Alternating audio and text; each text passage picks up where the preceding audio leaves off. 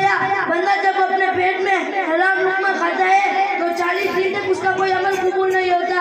और हम दुनिया में कितने भी पैसे कमा लो, आखिरकार तो हमें मर रही है। भाईजान, आपको भी कुछ दीन के बारे में मालूमात है? हाँ, इस दुनिया में तू अकेला मुसलमान थोड़ी है। अच्छा, गुस्ल के पहले तक सुना दो तो जानो आपको भी कुछ आता है। लो सुन लो, इसमें क्या बड़ी बात है। गुस्ल में 5 फर्ज।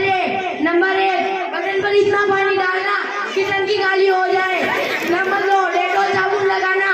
नंबर 3, तौलिया साथ ले जाना। नंबर 4, बाल्टी लोटा ले जाना। नंबर 5, सर्दी में नहाकर धूप में जाना। ये चीजें ना हो तो गुस्ल नहीं होगा।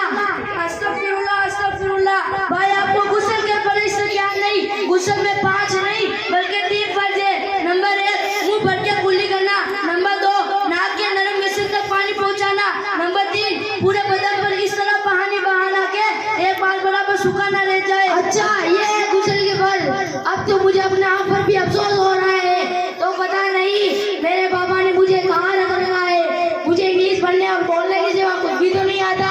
तुम तो माशाल्लाह बहुत कुछ दीन के बारे में जानते हो। भाईजान, ये सब मेरा कमाल नहीं है, ये तो हमारे माँ बाप का एहसान है जिन्होंने स्कूल के साथ साथ मदरसे में एडमिशन कराया।